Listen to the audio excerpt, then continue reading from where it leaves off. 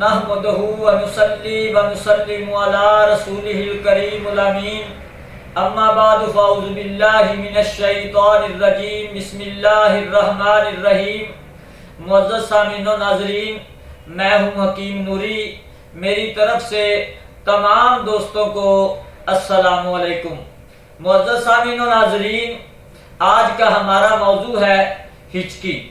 اس موضوع کو ڈسکس کرنے سے پہلے اگر آپ نے میرا چینل سبسکرائب نہیں کیا تو میرے چینل کو سبسکرائب کر لیں تاکہ میری ہر آنے والی ویڈیوز آپ تک پہنچتی رہے۔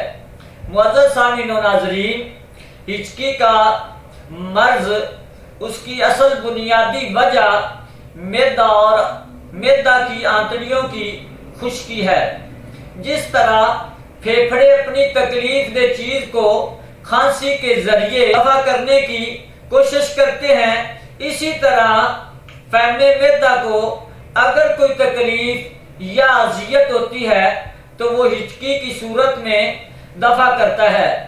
بعض دفعہ بعض مریض اس بیماری کے باوجود تیز گرم مسالہ جات اور تلی ہوئی چیزوں کا کثرت سے استعمال اس مرض کو بڑھا دیتا ہے۔ بعض دفعہ کوئی تیز اور گرم مسالے والی چیز جب معدہ پر گرتی ہے تو معدہ میں رطوبت بلغمیہ جمع ہو جاتی ہے اور بعض دفعہ معدہ میں ورم بھی ہو جاتے ہیں۔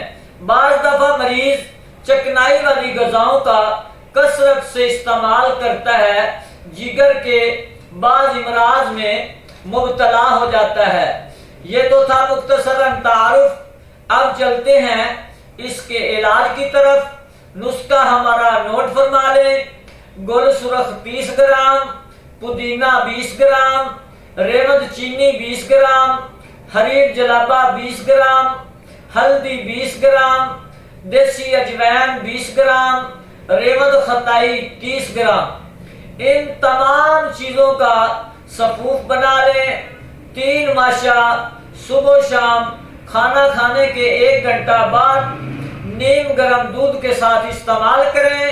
اس کے چند دن کے استعمال کرنے سے آپ مکمل طور پر صحت یاب ہو جائیں گے۔ امید کرتا ہوں کہ یہ ویڈیو میری آپ کے لیے مفید ثابت ہوگی اور میری اگلی ویڈیو آنے تک کے لیے اپنا خیال رکھیے گا۔ تب تک کے لیے ہمیں اجازت دیجیے۔ اللہ حافظ۔